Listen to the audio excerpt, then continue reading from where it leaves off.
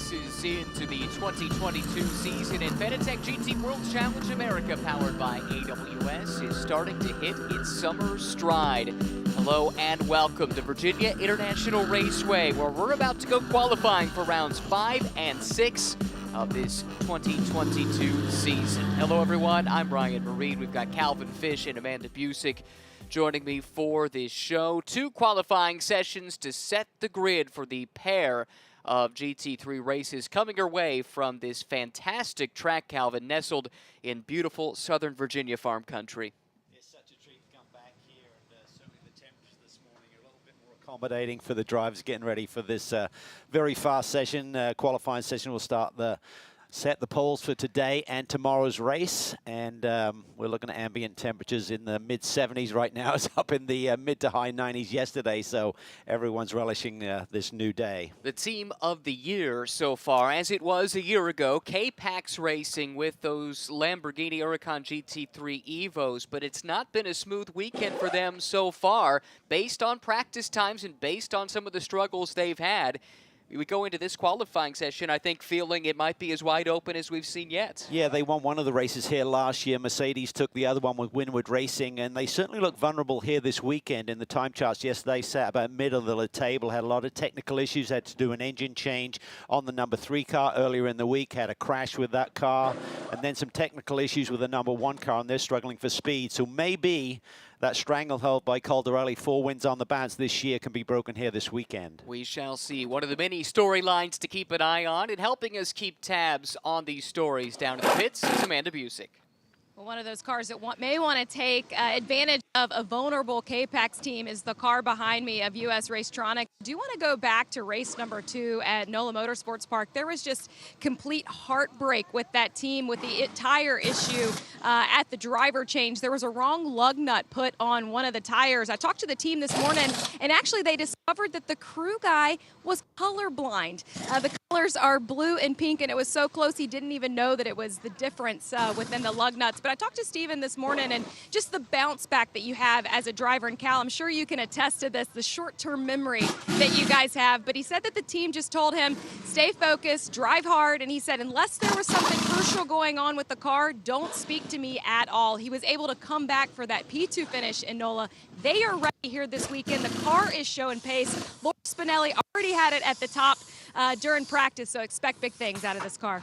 It's been a strong team all throughout the season, and it was an interesting issue that they had with that wheel nut. You can explain it a little bit more, Calvin, but where the color blindness may or may not have come in was how the team color codes its wheels, because due to the forces in play, the left-hand side and the right-hand side wheels are torqued differently. They are. It's basically a left-hand thread on the left-hand side of the car, a right-hand thread on the right side. So you can't put a right-side wheel on the left side and vice versa. And essentially that got mixed up. They were basically servicing the nuts, which are encapsulated within the wheel itself. They're not separate. When you take the wheel off, the nut doesn't roll down the road. It stays with that wheel. You put on a new wheel with the nut. And they just got mixed up when they did some servicing there. So they've certainly gone through the motions of trying to correct all of those issues as they get ready to attack this racetrack. 3¼ miles, broken down into 3 sectors. The first sector, very flowy. You need to use the curb through there. You need good compliance to get speed. Then those uphill S's, as we're looking at right now. Just an amazing piece of landscape here in North America motor racing. Massive elevation change around this track from the low point at 370 feet above sea level. That's down in turn 1 where the cars are heading now. They'll come through this opening sequence, the horseshoe into NASCAR bend, then the left hook. That's when they'll start to go through the snake and into the climbing S's, and it's a climb of 130 feet in that run down to the Oak Tree corner. And you need that little bit of help. As you're climbing elevation, you obviously get a bit more grip. The car's being pushed into the racetrack, so you need that. And then you peak at turn 9, come over the crest there, and then you get ready for Oak Tree, of course. So very demanding racetrack, very old school. If you make a mistake here, it can have big consequences, but the drivers absolutely love it. And talking about the racetrack, boy, we had a visit around here yesterday, Ryan. The improvements they've made to the infrastructure is just truly amazing. Unbelievable. Connie Nyholm, the owner, and Kerrigan Smith, who looks after the operations at the track. Kerrigan took us around and pointed out all the changes they've made to the pit lane.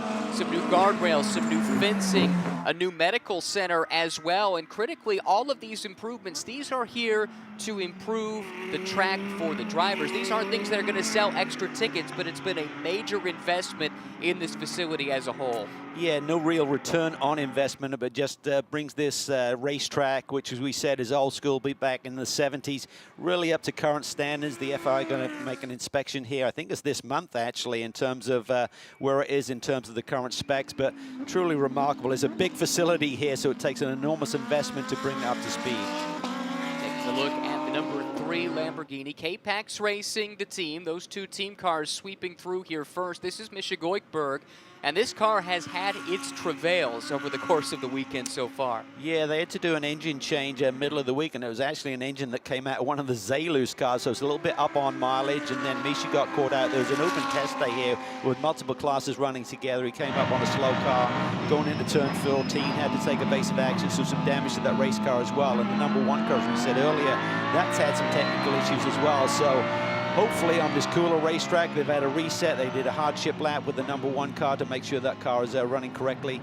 Maybe they can get back towards the top of the timesheets here this morning. On board with the Canadian Misha Goikberg as we see Jeff Burton sliding off course. It looks like some wet grass, but the car comes to a halt just before the tire barrier.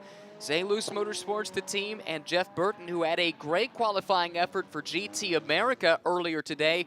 This is what happened into turn 1. Oh, just big lock up here. So I'm not sure if he's got an ABS issues.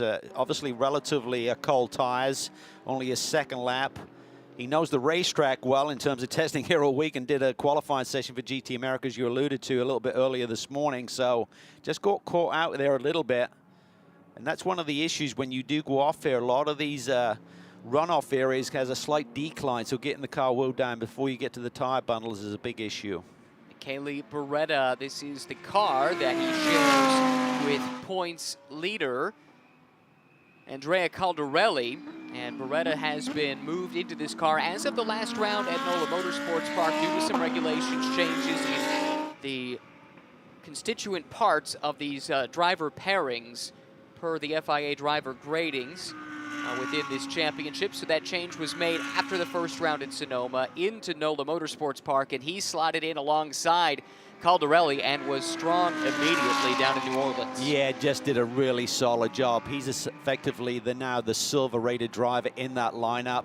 Was running with TR3 at the opening rounds of the championship and got drafted in by Lamborghini with the new rules in place where the pro class has to have at least 1 silver graded driver in their lineup. And now he gets caught out there by Burton getting back on track and getting back up to speed. So that'll run could be his peak lap here. These tires are going to come in pretty quickly this morning. Typically lap 3-4 is when you're going to be getting the sweet spot in those Pirelli P0s. And for Beretta, that was the start of lap number 3. It looks like he is at the top of the time charts at the moment with a 143.411, but this is still very early, and we do expect the times to get a bit better as we go throughout the session. Essentially in this first qualifying session, which sets the lineup for race 1 here this weekend, which is obviously this afternoon, is the lower graded driver in your lineup that has to do the qualifying chores and start the race here today. Does not affect those in the pro class, of course, both drivers being effectively equal, but in the Pro-Am lineups like this one here, Triarsi Competizione, the team, new team to this championship, ran just a handful of races at Sebring last year, but a full 2-car effort, one in the Pro-Am class for Justin Wetherill and his co-driver Ryan Dial, and also one in the Am class, which picked up a pair of wins at NOLA the last time out. Onofrio Triarsi and Charlie Scardina now level on points with the Conrad Grunwald JC Sada driver pairing that swept the weekend at Sonoma. Yeah, the Ferraris looked very strong here this weekend. I mean, I think they're definitely a threat for a win in all of the classes, actually. And the Mercedes has always been strong here. Winward Racing captured one of the race victories last year, and both this car has been very impressive this year, and the CrowdStrike entry, a lot of Mercedes showing pace here today. Stephen Agakani, the young man who's been so impressive this season, joining this championship on a full-time basis for the first time. But at just 19 years of age, he already has a ton of experience running GT3 cars around the world. Yeah, and he's got great chemistry with this team. He's been running with them in a number of categories over the years, so they're a well-established team. Spinelli has amazing pace, and I think he's really just going to bring Steven up to that next notch. He's done great things at this early stage of his career, but I think running alongside Lewis is really going to be great for him. This is David Askew, owner-driver for DXDT Racing. This team based not too far from here in North Carolina. This track is very much on the border between Virginia and North Carolina, and depending on where you stay, you might cross that border 2 or 3 times on your way to the track as these local roads wind their way through the countryside. David Askew paired this year with Dirk Muller. Interesting driver pairing, and great to have a driver of Dirk's caliber in the championship. This is hardship, though, for Zalus. The second Zalus car, Jason Harward in the tire barrier now. And this is also his second qualifying session of the day. He and Jeff Burton put in great top 3 qualifying runs earlier today, but pushing a little bit too hard here. It's coming into Oak Tree, I believe. Yep. Just missed the entry point a little bit. Just didn't look like he got it wound down enough. And you get offline through this corner, very hard to recover both in the first phase and the second phase where it tightens up to get onto that back straightaway. Looks innocent enough. You think of it as like 2 corners, but it's really one continuous radius through there. And if you miss it a little bit, you add in the gray and tough to recover because you're continuing to turn. It's good to have ST Racing back. They were forced to miss the last round at NOLA Motorsports Park due to a supply chain issue and shortage of spare parts for that car. But Samantha Tan has not yet made it out in this session, Calvin. Well, I'm not sure if they're playing a strategy game here, waiting for the track to rubber in a little bit, going to throw the tires on. They're come out of the heated ovens there, so it's not like you need a ton of laps to get up to speed, but you would think with Samantha Tan's experience, she's been doing a great job, but you would think she'd need a few laps under her belt. And now we see a red flag for that off by Harwood, I believe. And there's only 10 minutes guaranteed green flag time, so this is going to cut into that. So if it is a strategy call by the ST Racing team, it may have backfired here a little bit. Yeah, this is the gamble for sure, but that car has been quick here this weekend. Nick Whitmer said a time that in one of the practice sessions that a few drivers I spoke to were talking about. They were taken a bit by surprise. That time was possible in the heat of the day, and you talked about it earlier, but the weather has been a huge talking point. This is, again, the cause for the red flag here. And we take another look at the replay. Harward just losing it into Oak Tree corner and sliding into the tire barrier. But it has been oppressively hot and humid over the past couple of days, but those temperatures are down dramatically. And we expect that to be the case not just today, but tomorrow as well. So how much of the data that was gathered over the course of 2 days of testing plus official running yesterday in that heat, how much does that even apply today? I know, it's a different racetrack totally, so the setups are going to have to be tweaked a little bit. I mean, most of these teams have enough experience to know which direction to go in. You're fighting a hot, greasy surface, and with that, you don't have the same downforce. So a little bit cooler this morning. Should have a lot more grip on those fresh Pirelli P0s. They're also monitoring the tire allocation here this weekend, so a lot of times during those practice sessions, you're running on well-worn rubber versus fresh skins here this morning. This is the car that swept both of the races in the season opening rounds at Sonoma. Charlie Luck, home track for him. He lives in Richmond, and he's expecting to have 30, 40 guests out here to watch him race alongside his son-in-law, Jan Halen, who was fresh off a trip to the 24 Hours of Le Mans. Yeah, had a good run over there on his, well, not his debut, but it's been a long time since he's been over there. I think they finished top 5.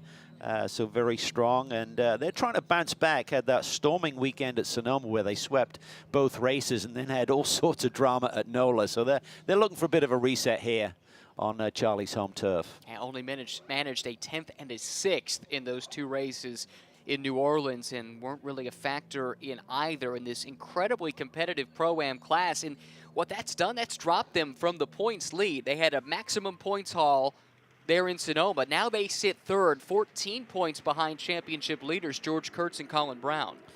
Yeah, and expect that Cride Strike entry to be strong here this weekend. Colin and George have had success here over the years and had a very good run at NOLA. Won the first race that weekend, followed up with the podium. So they haven't been off the podium yet this year, but let's not discount the Racers Edge Motorsports team with that young Ashton Harrison. She's been doing a tremendous job alongside Marianne Farnbacher, who has a ton of experience, of course. Surprising to see that car down in 7th at the moment. The order as they run, Beretta the fastest in the black Lamborghini that just left as we go back to green. Stephen Agakani second, Goldberg third. That's 3 pro cars taking the top 3 spots. Then Charlie Scardina, who continues to impress, the fastest in the AM class, faster than all the Pro-Ams and quicker than the pro car from Turner of Michael Dinan, which has had its issues as well. They were on a qualifying sim yesterday when Michael Dinan had it off, and that cost them some track time. And they were a little bit concerned about a parts shortage that might have kept them from being able to qualify this morning. So that's just good to see that car running, and with the 5th fastest time overall. Yeah, Michael had a very low speed off going through the final sector, as you said, setting up for a qualifying sim. The team were looking at, to your point earlier, they tried to do a qualifying sim early yesterday in the first practice session, and Michael got up on the wheel a bit too quickly and had that light off, but damaged the car. And the parts on those M4s are still in relatively short supplies. It's relatively young in its life as well, so they scrambled around. They've been doing a lot of testing with their IMSA car program as well, and the nice thing they found is that the cars, obviously on different tires, respond the same way. So when they're doing testing with the other category of car, it also relates to what they're finding here. And with Robbie Foley aboard both entries, that's really great for their engineering squad to walk through the new variables with that M4 car. And that's not something they were able to do with the M6. There was not that carryover. There's also been a change in Pirelli tires, so that could also have something to do with that. But that said, it has been a step forward for them, helping them sort that program out a little bit quicker. We were on board with Ashton Harrison a moment ago. We heard her get out of the throttle, just trying to get that gap that she needs, the clean track, the clean air, to go challenge for the class pole position. Right now, Racers Edge Motorsports sits down in 7th in Pro-Am, 12th overall, but this is a car that has been quick in all 4 races so far this year. Yeah, and expect them to do well here this weekend. Racers Edge, what a great little team this is. John Meraki and his group just continue to excel with their bump up to GT3 competition over the last 4 seasons. Just really a great little group. Having Mario Farnbacher as an HPD factory driver aboard this entry helps as well. He knows this car like the back of his hand, and Ashton Harrison, just as we've said many times this year, just continues to impress. She and Mario Farnbacher were winners the last time out, race 2 at NOLA Motorsports Park. They were 2nd in class in race 1. They're 2nd in points in the Pro-Am Championship, just 4 points behind the car. She's chasing on the track with George Kurtz behind the wheel, who had a storming run to the GT America pole earlier this morning. Yeah, and the pressure's on right now. As you can see, the time is winding down. She may get back to the stripe and get another lap in, but that's going to be tight as well. So these are some of these pressure cooker situations. We see it in race scenarios. We're seeing it in qualifying here this morning with that interruption with the red. Now is a lot of pressure on for the teams who have not laid down a fast lap to this point. Here is George Kurtz, he and Colin Brown. They won that first race of the weekend at NOLA Motorsports Park. What a great restart from Colin Brown, late in the race to go from 3rd to the point in class. And they are the points leaders. George Kurtz right now with a good lap going. He does, 2 personal bests, and he only needs a tick of a second here to jump over Chandler Hull, who currently has the Pro-Am pole. Can he put it together, and can he get to the line and beat the clock to get another lap in? Coming to the front straightaway, Ashton Harrison right there in the slipstream as well. Kurtz to the line. Does he improve? No. Lost a lot in the final sector there. That's a big surprise. It looks like he was slowing as well, because Ashton came up on him in a hurry. She wants to get going. That lap from her was her best of the day, and bumps her up to the 5th position in class. I think she was down in 7th prior to that lap. Checkered flag is out, but Ashton can complete this lap. I wonder if Kurtz is on it enough. Oh, little twitch there. This could stymie Ashton a little bit in terms of laying down a last lap flyer and bumping up the grid a little bit. A Top 4 are already in the pit lane. Beretta, Agakani, Goikberg, and Scardina. Yeah, this is not what Ashton wanted to see. She is hung up behind George Kurtz here, and I don't think that's helping her, but she did have a great first sector, so she's still pushing. I just wonder if she's lost a little bit here. Sometimes you get that aero wash through those high-speed S's. I think she knew she was on her, but I was just surprised that as George came across the line there, he lost a lot of time in that final sector. Second sector will be completed as you get towards the end of this backstretch. Looks like these are here is where that second sector is completed, and yeah, she's down on her best there. And these are the only 2 cars still out on track looking to turn laps. Samantha Tan did get out and put down a pretty decent lap, Calvin, for really only having 1 shot at it. She ends up 7th in Pro-Am and 12th overall. So good work by the ST Racing team. And yeah, these 2 bailing on this lap, they were not in a position to improve. Samantha is still on track, but she's taken the checkered flag according to timing and scoring. So maybe Charlie Luck, now he just took the checkered flag and did not improve. So it looks like the order for race 1 coming up later today is set. And how about this? It's another K-Pax Racing pole with the number 1 car, Michele Beretta, getting the job done by just about a half a second over Stephen Agakani. Misha Goikberg, another 3/10 or so back in 3rd. And then Charlie Scardina, 4th overall, and the AM class pole, his closest competitor, the only other one in AM, all the way down in 18th overall. So Charlie did a tremendous job. Yeah, Beretta, I think he had a lot more pace. Remember, he got stymied on his second flyer there, so that was set very early in that session. And getting back to Samantha Tan, I mean, she's only 7/10 off the pole in Pro-Am, and she only laid down 2 laps, so that strategy there definitely backfired. But let's watch out when Whitmer gets behind the wheel in this second qualifying run. Can he put that car on the pole potentially? Had the fastest time here yesterday. Struggles continuing for real-time racing. Erin Vogel had an off earlier in the week in testing, and she finds herself at the bottom of the time charts. Remember, she and Michael Cooper won in Pro-Am here 1 year ago in a different car for a different team, and they just have not found the comfort level or the speed this weekend. Well, this is a racetrack. If you make a little mistake mentally, it can really stay with you for a long time because it takes such big commitment here. So hopefully Erin can get back up on the wheel here in the race this afternoon, but she'll have a lot of work to do from the back row of the grid. That is Q1 complete. Qualifying session number 2 coming up here in just a few moments. And again, the difference being that session set the grid for race 1 later today. This upcoming session will set the grid for race 2 tomorrow, and crucially for the Pro-Am lineups. Now we get to see the pros behind the wheel, the more experienced veteran drivers in those Pro-Am pairings. And typically what we see is a big shakeup in the order from race 1 to race 2, because you look at the professionalism of the Pro-Am teams. You throw a truly top-line shoe like Ryan Dial or Colin Brown, or, well, you take your pick, really, throughout the lineup. Jan Halen comes to mind, and those are all cars that can threaten for the overall pole now that the pros are strapped in. Yeah, and I think even though Beretta laid down that pole time in that number 1 machine, I think Caldarelli's going to have his work cut out when he goes up against the other pros to do the same thing.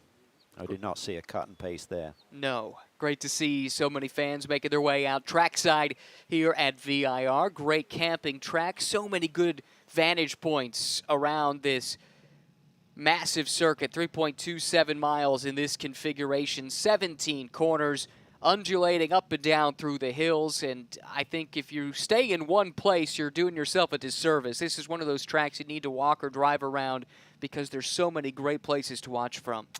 It's just magnificent. You know, it's a bucket list for drivers and teams to come here, and certainly for fans. As you said, Ryan, it's spectacular. And what a schedule we have as we hit the summer months here, you know, heading from here, the Glen, Road America, just some of the most iconic racetracks in North America. Yeah, then wrapping it up at Sebring and with the Indianapolis 8-hour in conjunction with Intercontinental GT Challenge powered by Pirelli at the famed Indianapolis Motor Speedway. That's in October. So much to look forward to yet this season. But in the here and now, here we go. Second qualifying session of the day. The pros are in the Pro-Am cars, and we're about to go as the field leaves the pit lane, ready to set the grid for race 2 of the weekend. I think lap 3 or 4 is when you're going to see the peak performance potentially as you get deeper into the run. You get a bit of fuel burn, car gets a little bit lighter, but it's all about how you start the session. I mean, you can run the risk like ST Racing did by just thinking, you know, let's wait for this track to rubber in, do it later in the session, or do you just get that banker lap in and just hope that that's enough? 2 Acuras coming through the shot. Racer's Edge car in the front. This is the real-time car we talked about. Aaron Vogel couldn't find the speed in qualifying. We'll see what Michael Cooper, her co-driver, can do. And again, this pairing, they won a race here 1 year ago, driving for DXDT Racing in the Mercedes. And in so doing, Aaron Vogel became the first class winner in GT3 in the American GT World Challenge Series in the history of the championship. First female win. And that's since been repeated by Ashton Harrison, who won at Indy last year and has won already earlier this year too. So there are a pair of very talented drivers in both of these Acuras on the AM side of the equation. Here's Caldarelli. He's going to take advantage of this clear racetrack right now, try and lay down a lap early in this session. So much experience. Lamborghini factory pilot, of course. Ton of success last year, winning the championship with Jordan Pepper. They've since been split after the opening rounds at Sonoma this year, competing against each other. And here they chase each other around the racetrack. 8 wins, 11 podiums, 5 poles, and 5 fastest laps for Andrea Caldarelli in GT World Challenge America 1 year ago, en route to the championship, which he shared with this man, Jordan Pepper. And that great pairing has now been split since that opening round in Sonoma. We saw that for the first time at NOLA. It continues through here. And now the rivalry begins between Pepper, the South African, and Caldarelli, the Italian. I tell you what, this piece of racetrack, it will never feel better. Fresh tires, cool morning here, relatively speaking. And you got a carrot in front of you in terms of your teammate from last year and champion Andrea Caldarelli. These Lamborghinis are on it. They're going to try and see what sort of benchmark time can they lay down, and everyone's going to be chasing after them. So many potential pole sitters. I'd say it could be any one of 6 drivers here this morning. This is a part of the track called Madison Avenue, the backstretch, which leads to the roller coaster, a part of the track which certainly has earned its name. It's a plunge of nearly 100 feet in elevation in just a very short distance over the course of 2 or 3 corners, then into this section here, back onto the front straightaway through Hog Pen Corner, and off to start the first flying lap. Just got clarification on why the ST Racing team held Samantha in the pits. It was a 10-minute hole penalty, I believe, from an infraction from yesterday's practice session. So it wasn't a strategy call. So great job by Samantha in terms of stepping up to the plate and knocking it out of the park with a great lap there with minimal track time to do it with.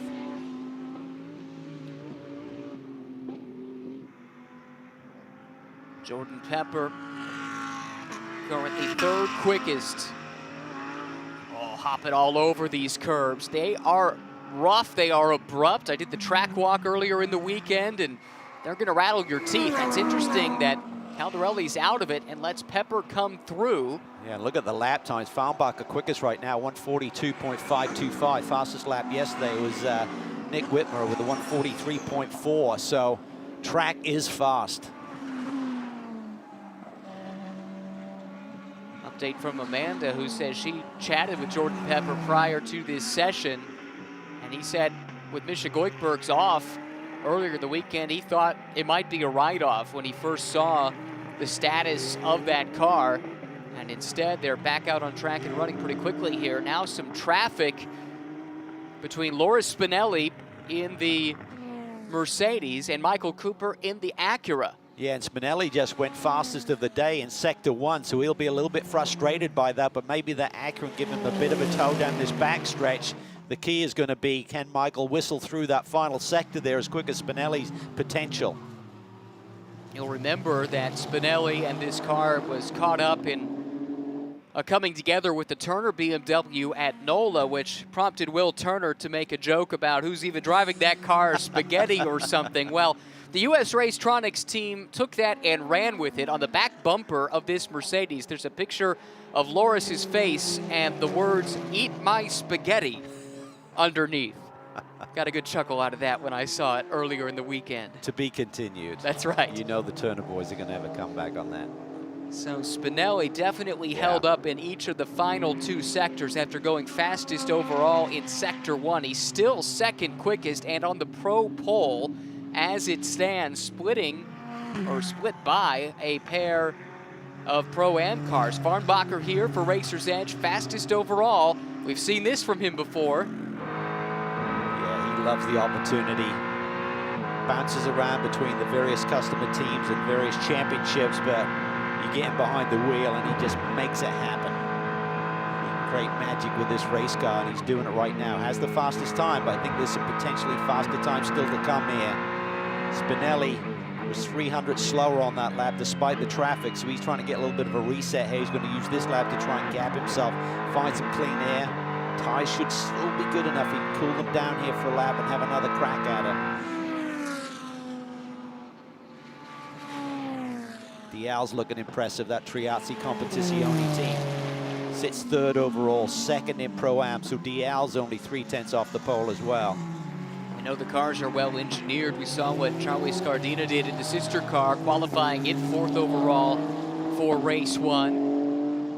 This is the roller coaster that Farnbacher is going through here. Just a wild section of racetrack. I think this is going to be key. See what he can do on this lap to see if the tires are peaking early here. 42.5 is the time that he's got to beat. Does a 42.6, so a little bit of a reset, cool down lap, and couldn't improve. So maybe that's it. Maybe they're plateaued. Pushing hard in the 3rd sector, though, it looked like. Yeah, it does sound like he's out of it, doesn't it? Don't see too many personal bests showing up on the timing screens right now. So a little bit of a lull in the action in terms of fast laps. So important, the strategy there with your starting tire pressures. Are you trying to make them come in early or later in the run? Whitmer, who we thought was a potential pole threat, sits down in 9th overall, 5th in Pro-Am. About 6/10 off the fastest time of the day. Yeah, but look how close it is. 6.5 tenths covers the top 11 cars in this field. But maybe that's what makes Farnbacher's lap all the more impressive. He's over a 1/4 of a second clear over Spinelli in 2nd place. Yeah, and he just set that up. You could see him backing up Michael Cooper early in the qualifying run here this morning, and then just laid down that blazing lap time. I thought it'd be under threat, but here we see Pepper's now got a good lap going, but not sure if he can fight enough. 4/10 off the pole right now as we look at Nick Whitmer heading down into turn 1. This is the team, ST Racing, that got the first global win for the BMW M4 GT3 in an Enduro held in Mugello in Italy. The team knows how to get it done. It's a big point of pride, I think, for this family-run Canadian operation to have scored the first win for this car and for BMW. Timing scoring Pepper 2/10 slower on that flyer as well, so it seems like everyone's struggling to get that last 10th or 2 out of the tires at this stage of the qualifying session. Importantly for Pepper, he's ahead of Caldarelli, and he's got to do that. He's got to beat Andrea to try and claw back that deficit in the points after NOLA. Now Whitmer was pushing, but he caught Jan Halen. Jan did his best to get out of the way. He's up on the wheel. That was totally on edge there coming through Oak Tree. Not his personal best in Sector 1, so he's got to really find something in these last 2 sectors here. Down Madison Avenue with just over 5 minutes left in the session. Nick Whitmer from the famed Whitmer Racing family, again, unable to improve on a personal best in Sector 2. He could, like many of the others, within a 10th or 2 of his fastest time, but maybe not enough to improve here. He backed out of it.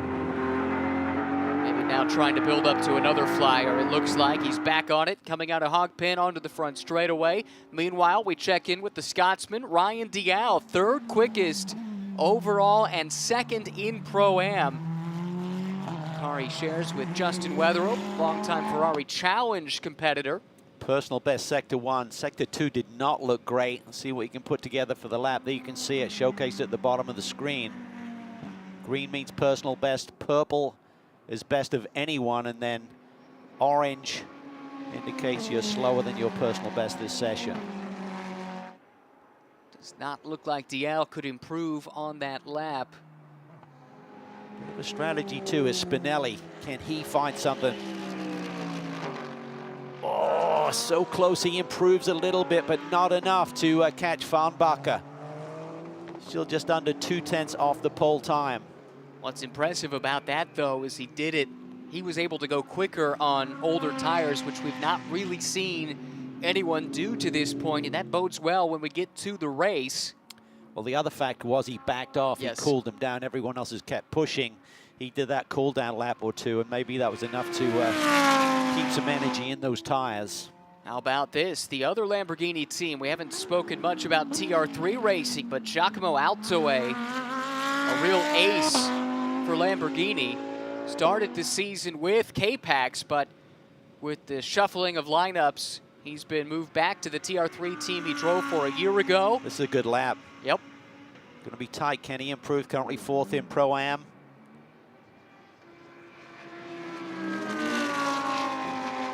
Oh no, he's 2/3 down on his personal best as well. So track is starting to heat up a little bit. We're not going to see a huge delta between right now and green flag action this afternoon. Maybe about 5 degrees temperature gain. But that's how critical those temperatures are in terms of speed. Interesting, too. We've been talking up the storyline. The former teammates, Pepper and Caldarelli, now they're split. Caldarelli's just set fastest first sector for himself. Can he pull one out of the bag here and leap up around Pepper? He only needs to find a 10th to pip his teammate. He only needs 4/1000ths of a second to jump up one more spot in the overall order. Colin Brown right now in 5th. And yeah, it's less than a 10th between Caldarelli and Pepper right now. This is Bill Aublin. He had problems with his car. They did find some issues with the suspension under further investigation midway through the day yesterday, and we're hoping that was the cause of some handling imbalance that he'd been finding. Been testing with his race car, been very happy with it. They were at the Glen about a week ago. Had great pace there, but hasn't been great for Bill Aublin so far this session. Time is running out. Can he cool things off and do a last lap fly here to climb up the grid a little bit? Under a second off the fast time, but down in 14th overall. Goes to show just how tight this field is between the pros and then the pros in the Pro-Am cars. Everyone all mixed up together. It's Pro-Am in Farnbacher on the overall pole. Spinelli, a pro car, in 2nd. Pro-Am from Dial in 3rd. Pro in 4th. Pro-Am 5th. Pro in 6th. And it just keeps on alternating all the way down to 8th. Yeah, it's going to be a spicy one here today. And again, top 11 cars separated by just over 6/10 of a second. Nice Aublin mix. definitely digging deep here, trying to put it all together, put all of the pieces together. Spinelli, I think he's going to bail. Doesn't look like a quick lap. But he still does sit on the class pole. And that will be good for this team that has had speed all throughout the season, but has yet to put that complete race together. You know, they all went back to the drawing board after the frustrations, both at Sonoma and then at NOLA, where it looked like chances for wins in race 2 both weekends went up with wheel and tire issues, really wheel issues in both instances. Lots of lessons learned, though, and they're a great group. They're going to bounce back and be a threat for this championship. Time has run out on the session. Just about everybody in the pit lane, but Corey Lewis still pushing. He's down in 10th in Pro-Am, 16th overall. Car he shares with Jeff Burton, who we saw had that off back in the first qualifying a few moments ago. He was pushing hard there. Looked like he's getting the power down well. Coming out for Oak Tree was obviously key to the launch down Madison Avenue. We'll keep an eye on Corey Lewis, but now let's check in the pits with Amanda. Well, Ryan, what you just missed was Ashton Harrison looking into the windshield, waving at her teammate, who currently is the overall pole sitter, even at the Pro-Am entry. But Ashton, I want to go back to your qualifying section. You know, you got called out with some of the red flags and well of traffic. You're P5, but knowing what that car is capable of, how inspired is that? Well, working with Mario has been so benefiting to me throughout the season because I learn so much every time I work with him. But our Racer's Edge guys put together an amazing car, and even though we were caught out with traffic and some red flags, we saw at NOLA we're capable of pole. We just saw now that we're capable of overall pole. So I'm looking forward to it. Before the red flag, we were further back, like 7th or 9th. Being in P5 almost kind of seems like a win right now with the one lap we got at the end. So I'm looking forward to the race. I think we have a strong car. Thank you. Certainly do, based on what Mario Farnbacher did, and a nice qualifying effort for Ashton Harrison as well, who continues to impress. Corey Lewis did jump a couple of spots on that last flying lap. He ended up 8th in Pro-Am, 13th overall. That was the only change we saw prior to the checkered flag on those final few laps. What an interesting grid this is going to make for race 2 of the weekend tomorrow, Calvin, with the mixing of the two classes. Yeah, and also see these pros or the stronger, greater driver do battle in the second half of the race today. The track conditions should be pretty consistent between today and tomorrow. So what they learned this morning, they'll now tweak on these cars, work on the setups a little bit, just try and fine-tune it to the day. 2 o'clock Eastern time, that's when our coverage begins for race 1 of the weekend, round 5 of the season for Fanatec GT World Challenge America, powered by AWS. This, though, will be the grid for the race tomorrow. Mario Farnbacher, the German, will lead the field to the green. Laura Spinelli on the Pro Class pole once again for US Racetronics. And on down the list, AM Class pole, by the way, once again, Triarsi Competizione, very impressive, edging out AF Corsa in both qualifying sessions, with Onofrio Triarsi down in 12th overall, but on the AM Class pole ahead of Conrad Grunwald, who impressed racing at Le Mans last weekend. And throughout the field, now we get down to the bottom of the list, teams that have struggled somewhat. There you do see second in the AM Class, AF Corsa there at 16th overall. Ian Lacey Racing making a step forward in relative pace. They're an interesting story. They had Roman DeAngelis shaking that car down earlier this weekend to give them some feedback, and they feel like they've made a big step forward and a little bit closer, maybe not in terms of starting position, but in terms of relative pace to the top of the field. Yeah, only 1.3 seconds off the overall pole. That's how tight this field is and how competitive it is here this weekend. So that's how they'll line up for race 2 tomorrow, as qualifying for Fanatec GT comes to an end at beautiful VIRginia International Raceway. Let's take a look at some of the highlights from qualifying. This was in the first qualifying session. Jeff Burton, a big lockup and an off-track moment in turn 1. Just managed to arrest the speed, and then his teammate, Jason Howard, big moment here in Oak Tree, just carried a little bit too much speed in there, and as we said, continues to turn. He couldn't keep it together. Not sure that car was totally right, because Madison Snow struggled some in his qualifying session as well. Session 2 saw the K-Pax duo on track. Spinelli was quick as well, but Mario Farnbacher took the pole.